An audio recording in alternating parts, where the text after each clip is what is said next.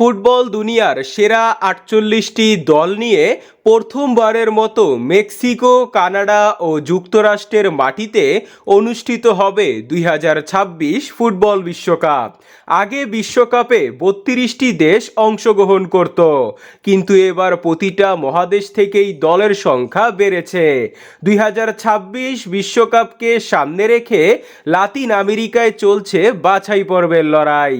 ইতিমধ্যেই ১২টি ম্যাচ শেষ হয়ে গিয়েছে, বাকি আছে আরও ৬টি ম্যাচ। এখান থেকে মাত্র ৩টি দেশ বাদ পড়লেও এক দাগে এশিয়ার থেকে বাদ পড়ে গিয়েছে ২৮টিরও বেশি দল, যাদের মধ্যে রয়েছে বাংলাদেশ, ভারত, আফগানিস্তান ও পাকিস্তানের মতো দলেরা।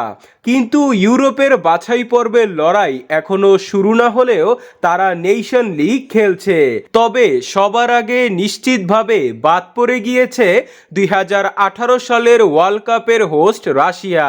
মূলত ইউক্রেন ও রাশিয়ার যুদ্ধের পর তাদের নিষিদ্ধ করেছে ফিফা ও ইউএফা। এই যুদ্ধের পর থেকেই রাশিয়াকে ফিফার কোনো ইভেন্টে খেলতে দেখা যায় না।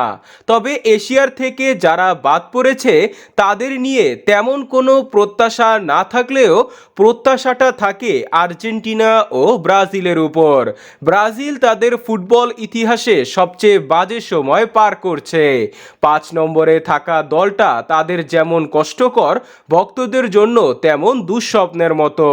তারা ড্র ও হার নিয়ে সন্তুষ্ট থাকছে ও তাদের উপর দিয়ে ছোট দল পয়েন্টস টেবিলের ২, ৩, ৪-এ অবস্থান করছে।